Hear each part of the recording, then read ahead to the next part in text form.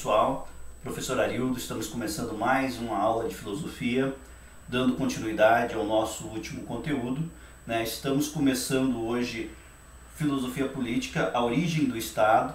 Já estávamos falando sobre filosofia política com Nicolau Maquiavel, falamos primeiramente sobre a origem do Estado também, né? O papel da política na origem do Estado, depois sobre a ação política.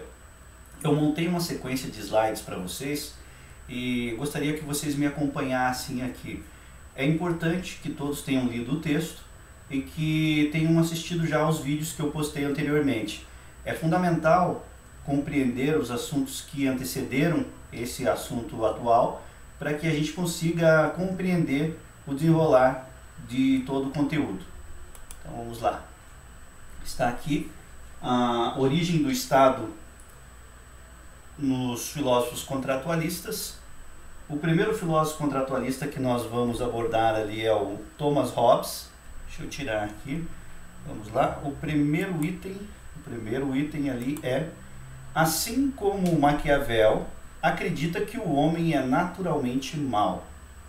Vejam, nós vimos lá em Maquiavel que o homem é naturalmente mau, mentiroso, lisonjeiro, trapaceiro e só faz o bem se for por quê? Por necessidade. O Hobbes não vai dar esse enfoque todo no aspecto psicológico da maldade humana, mas ele vai dizer que essa maldade é que impede que o Estado se consolide, que o Estado venha a surgir. Nesse aspecto também podemos dizer que ele acreditava que na ausência do Estado os homens viviam em constante guerra de uns contra os outros. Vamos voltar aqui para o nosso slide e está lá. Vejam aqui, nesse tópico aqui, ó. Acredita que na ausência do Estado viveríamos em constante guerra de uns contra os outros. Ou seja, o estado de natureza é o estado do quê? De guerra, tá? Isso é tema de vestibular, tema de atividade nossos aqui no Classroom e tema também de prova, tá? Então tenha isso em mente. Outro aspecto importante que está lá no nosso texto. O Estado surge a partir de um contrato social. Vejam, esse aspecto vai se repetir. E é importante que você tenha isso claramente em mente. Por quê? Se você não dominar esse conteúdo, você não vai conseguir desencadear uma série de pensamentos que dependem da compreensão deste conteúdo, tá? Esses tópicos que eu coloquei aqui nos slides, se você no primeiro momento achar difícil de compreender, decora. Não vou dizer que vai ser de outra maneira, porque precisa saber isso. Isso aí é conteúdo que cai mesmo no vestibular, tem que saber, tá? Vamos voltar aqui para o nosso slide. E os homens transferiram o poder de uso da força e da violência para o Estado. E este, por sua vez, deve o quê? Promover a paz e a ordem social. Veja só. Quando a gente fala em promover a paz e a ordem social, eu estou dizendo que os homens estão transferindo esse poder de uso da força e da violência ao Estado, porque é o Estado agora que vai usar a força e a violência para que, de uma certa forma, haja ordem, para assim haver progresso. Não há como existir progresso se não houver essa ordem, né? Aí vocês vão ter um outro pensador que vocês vão estudar lá em Sociologia, que é o Auguste Comte, que vai falar sobre o positivismo, inclusive que vai trazer essa referência para nós vamos abraçar essa referência para a nossa bandeira nacional lá, que tem a frase ordem e progresso, tá? Não vou trabalhar aqui com vocês Auguste Comte, é um tema que vocês vão trabalhar lá na disciplina de Sociologia, tá? Só antes de a gente ir para o próximo, eu gostaria que vocês tivessem em mente isso aqui, ó. O Estado surge a partir de um contrato social. Gravem isso, memorizem isso agora, tá? Que a gente vai para o próximo slide e vocês já vão entender por que é que eu estou pedindo tanto que vocês fixem atenção nesse tópico, nesse item, tá? Vamos lá para o próximo slide. E está lá, Jean-Jacques Rousseau, né? Pelo nome já dá para saber que é francês, tá? O Jean-Jacques Rousseau é um filósofo que influenciou toda aquela efervescência, toda aquela movimentação que estava havendo na Europa, sobretudo a Revolução Francesa. É um tema que vocês vão estudar lá na disciplina de História, tá? A Revolução Francesa, os ideais iluministas, né? E o Rousseau teve seu papel nisso. E é importante a gente conhecer e estudar esse filósofo. Vamos lá. O que é que o Rousseau entende? Diferentemente do Hobbes, ele entende que o homem é naturalmente bom. Vejam só que interessante, ele está dizendo o contrário, exatamente o oposto. Por que será? Vamos entender isso. Na sequência eu digo o seguinte: a vida em sociedade é que corrompe o homem, né? É o Rousseau, na verdade, que diz isso, né? Eu só estou repetindo o que o Rousseau disse. Essa vida em sociedade é que corrompe o homem porque ele nasce naturalmente bom, tá? Próximo tópico. O homem na natureza é como um bom selvagem, nasce livre e bom, mas agora se encontra preso. O que vocês entendem por se encontrar preso? Veja só, na sociedade nós temos regras. Na sociedade você precisa seguir as regras. Existem leis, existem regras de conduta, regras morais, regras de convívio, e você precisa seguir essas regras. Quando você segue essas regras, de uma certa forma você tem a sua liberdade condicionada, a sua liberdade limitada. Como é que funciona isso? Por exemplo, você gosta de ouvir som alto e o teu vizinho precisa levantar de manhã para trabalhar, ou você precisa levantar de manhã para trabalhar e o seu vizinho gosta de ouvir som alto. Como que a gente resolve esse problema? Olha, eu vou limitar a sua liberdade. Você pode ouvir som até as 10. Após as 10, você não pode mais ouvir som.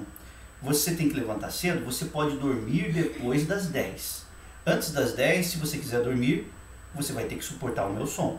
Apesar que hoje já não é mais assim, né? Perturbação do sossego pode ser qualquer horário. E vejam só, eu não estou limitando a liberdade dos dois, de você e do vizinho, estou limitando a liberdade dos dois.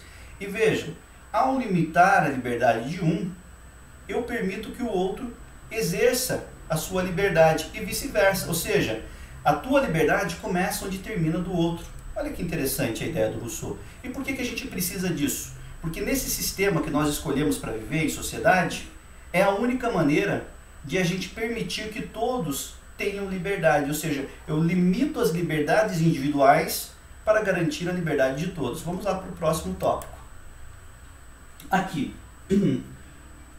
o Estado tem o papel de conter as liberdades individuais para garantir a liberdade de todos. É o que eu falei agora há pouco. Mas vejam só, propositalmente eu pulei. Pulei porque no slide anterior eu dizia o seguinte: o Estado surge a partir de um contrato social. E veja só que interessante. Se o Estado surge a partir de um contrato social para o Hobbes, para o Rousseau também. Então eles não só discordam, eles também concordam. Vamos para o próximo slide? E está aqui o nosso próximo slide. Vejam que interessante isso, pessoal. Vou até dar uma melhorada aqui na imagem. Vamos prestar atenção nisso, porque eu tenho aqui o seguinte: o Estado deve garantir os direitos básicos do homem. Eu vou pular direto aqui, depois eu volto aqui. Agora a gente entende por que o Estado deve garantir os direitos básicos do homem.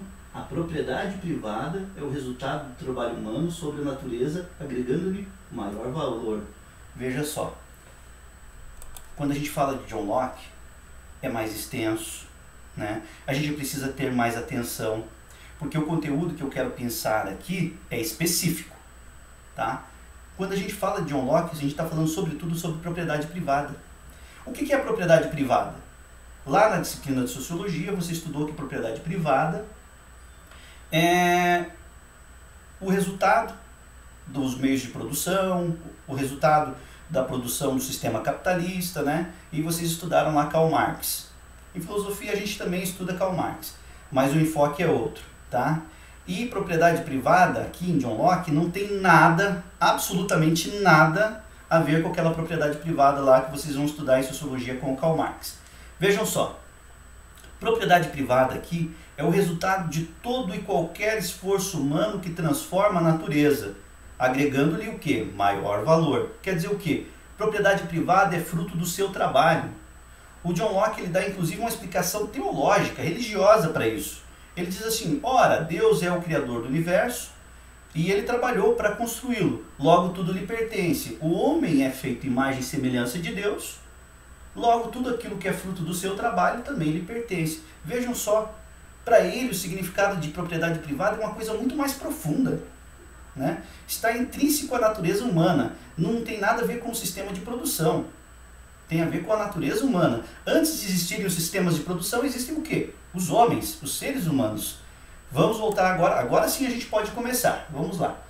Ele não discute se o homem é bom ou mau, mas defende que foi a propriedade privada que pôs fim ao estado de natureza. Veja, ele entende que o Estado surge com a propriedade privada, interessante isso. Tenham isso em mente, é tema de prova, é tema de vestibular. A propriedade privada é o resultado do trabalho humano sobre a natureza, agregando-lhe maior valor. Isso aqui a gente já viu, vamos para o próximo slide. Um dos principais direitos básicos e essenciais do homem é o quê? A propriedade privada novamente. Gente, esse cara é obcecado por propriedade privada, não é? O que acontece que ele fala tanto em propriedade privada assim?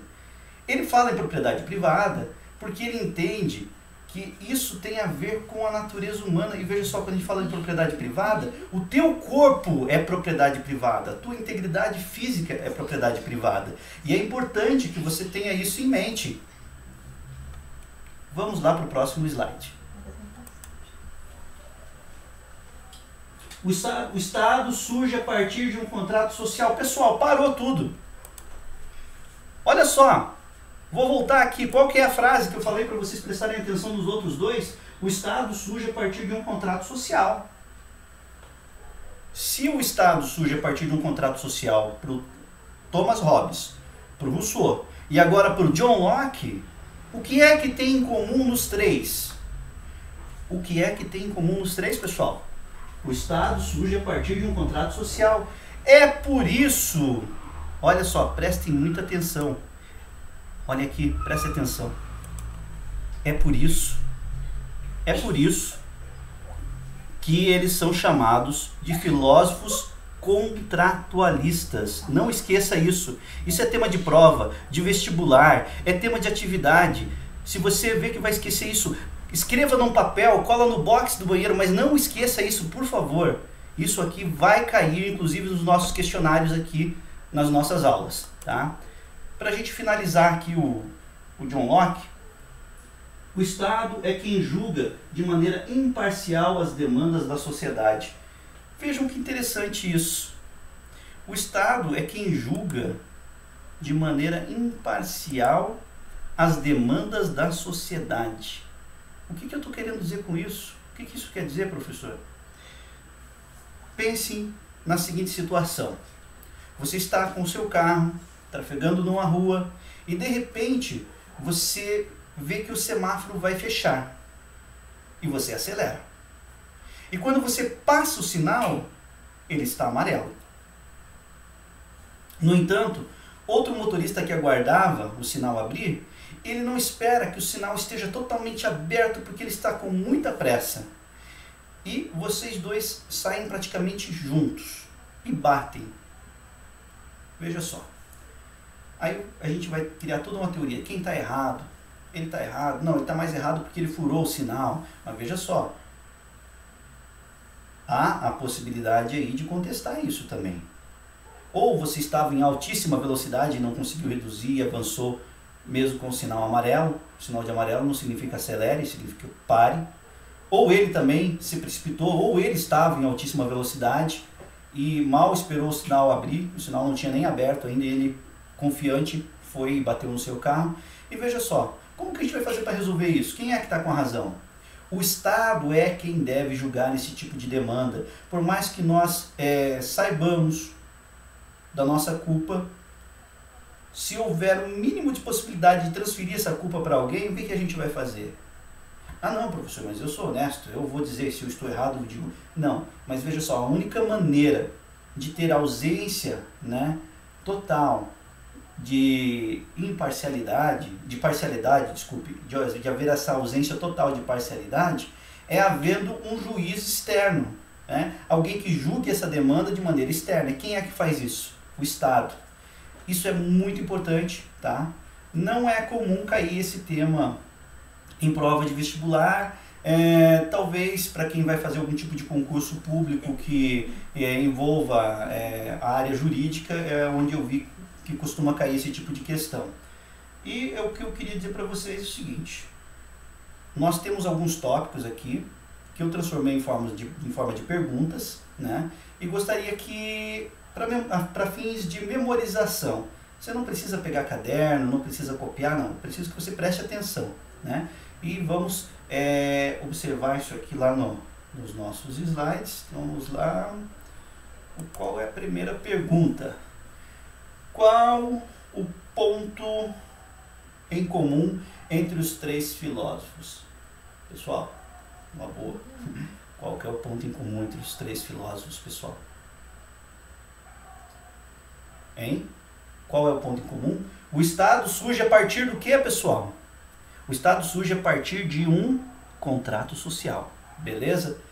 Tem que saber isso, tá? Esse é o ponto em comum, é a coisa mais básica sobre os filósofos chamados contratualistas. Eles são chamados contratualistas justamente por causa disso. Então, por favor, não esqueçam, né? O ponto em comum é que todos eles, os três, dizem que o Estado surge a partir de um contrato social. Vamos lá para a próxima questão. Qual a solução Hobbes encontra para conflitos de interesse e da liberdade entre seres humanos? Opa, eu pulei uma lá, mas depois a gente volta. Tá. Qual a solução que o Hobbes entende? Por que surge o Estado? Bem simples. Para conter a violência, essa violência desenfreada, né? Para conter essa violência entre os seres humanos. Então a gente faz o que? Transfere todo esse poder de uso da força de violência para quem? Para o Estado. Ele é o detentor formal, legal, do uso da força da violência. Aí a gente tem ordem e consegue ter o que? Progresso. Próxima questão.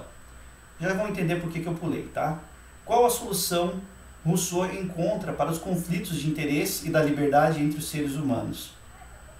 A mesma pergunta? É, a mesma pergunta, só que o filósofo agora é outro. O Rousseau, por que é que ele diz que surge o Estado? O Estado surge para conter as liberdades individuais e permitir que todos tenham o quê? Uma liberdade geral. O Rousseau fala de uma liberdade geral. Conter as liberdades individuais para que haja liberdade geral. Tá? Próxima questão. Qual a solução John Locke encontra para os conflitos de interesse e da liberdade entre os seres humanos, pessoal? Aqui, ó. Qual que é a solução que ele encontra? O John Locke ele vai dizer o seguinte: o Estado surge para garantir o quê? Os direitos básicos do ser humano. E os direitos básicos do ser humano precisam de alguém que faça isso externamente, de maneira imparcial. E o Estado é quem vai garantir essa imparcialidade e que vai garantir os direitos básicos de vida, saúde, integridade física, né? E aí a gente vai ter um início a uma corrente de pensamento também chamada liberalismo, que vai ser tema de uma outra aula. Talvez vocês vejam esse mesmo tema lá na disciplina também de sociologia, tá? Vamos lá? Vejam, eu pulei uma questão. E a questão era: quais os argumentos de cada um para o surgimento do Estado? Vejam, na verdade essa pergunta sintetiza as outras três que nós já respondemos. Por isso eu pulei ela, tá?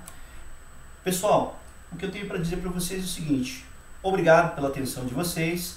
Estudem, revisem os textos, assistam os vídeos.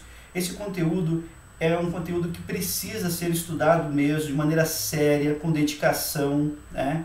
Com esmero e capricho, porque é um tema que costuma cair em vestibular, que vai cair aqui nas nossas avaliações, e justamente a gente está trabalhando à distância, a gente procura fazer isso tudo com qualidade, com capricho, né? De uma maneira que a gente aprenda tanto quanto na sala de aula ou mais. Eu quero que vocês se tornem protagonistas da pesquisa de vocês. Vocês são responsáveis, são os principais responsáveis pelo estudo, né? Por aquilo que vocês vão aprender, e aquilo que vocês aprenderem vai ser o futuro de vocês, aquilo que você estuda, aquilo que você aprende, aquilo que você se torna, né? O teu sucesso depende disso, né? Ainda que você diga assim, tá, mas eu não quero ser professor de filosofia, não é isso que eu estou falando.